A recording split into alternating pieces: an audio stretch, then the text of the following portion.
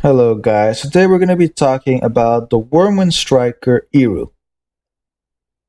So let's get into this. First of all, he just got an E fairly recently. There's been a change in his active skill becoming a utility skill. So there has been a bunch of changes on how he worked, what we're going to do with him, and this will affect a few things. So first of all, let's look at him on a skill level. He has a very decent active that's going to increase attack power and critical rate by 25%, 5 times. So as always, you're going to try and make that stack as much as you can, and this does affect him even when he's not striking, and the stacks will not be removed when he's taken out. Then on a second skill, we have increased action speed and attack power. That's nice, but this is normally the skill that you will not max out, and that its value at 7-star will really help him out. Then we have this skill, who I'm going to say early in the game, especially when you're beginning to use him, is really cool. It's going to be increased crit rate by 10% for every 3 minutes. So for new players, I would even say start with this skill, because this skill is just going to allow him to always crit for you. And then this is what I rank as his best skill. Decrease critical resistance and increase the inflicted damage by 12% of enemy within the position with an attack. Now, first of all, you should need to notice that this is within the position and not a single target. And this is what people are using now on the Andor crit damage passive and on Elaine. So this is just going to make that front line really squishy. Now, you do want to notice that there's an 8-minute cap on this. So this is why I was saying later on, you're going to want to maximize on speed, because crit is not going to be that great because you're going to be too fast. Endgame wise, games can finish in 4 minutes, even though in real time they last for 10. Who can be very frustrating. Now on a stone level, since we're running the Andor crit damage scheme and his fourth skill, who's a passive, penetration is no longer that useful. So I'm actually gonna say, unless you reroll his colors, it's really not gonna be that great of a unique setup. Back in the old days, what they used to do was to give him penetration. So they used to give him Gladaris. Nowadays, the equivalent of that would also have been Dragon's Bone. But the thing is, what's the point of penetration if it's going to be a moderate value when you're running Andor Crit, when you're running all of those buffs that you should be running on him, especially because of his fourth passive. So all of this is not going to be that great. So a bunch of alternate builds exist. You could run a Shaking Heart of Thunder, but I really don't advise that because that got nerfed to the ground. You could run Earthscry, because that's going to increase attack power for each target, giving him a very decent attack buff. Or you could run Ancient Stormer. So one of these two is what I would do.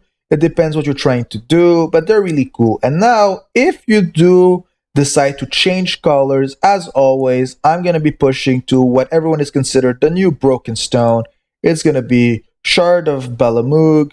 It's just completely broken. And if you really want a utility idea, you could actually be happy by running Encompassing Soul, meaning that he'll never be taken out.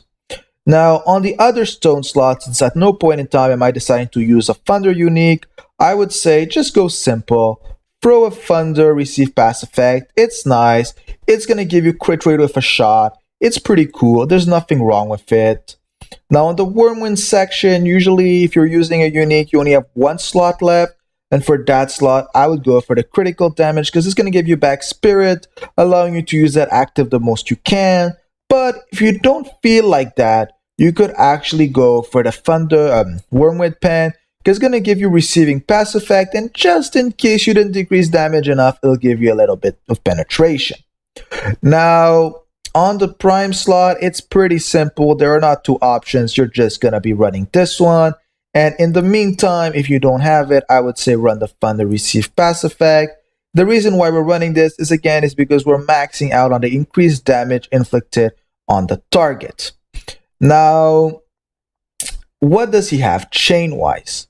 Chain-wise, he's actually much better than most players I've seen, so it's not that bad. First thing is, you want to know that he has some really great rival chains.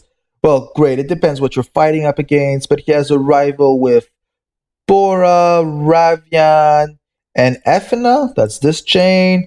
He has a friendship chain that's also pretty cool because it has Nazarel and the other Wormwind, I can never remember the name, and then a Freestar, so we don't care, and an Affection Chain, who Kirin is the only player, so that one's pretty useless.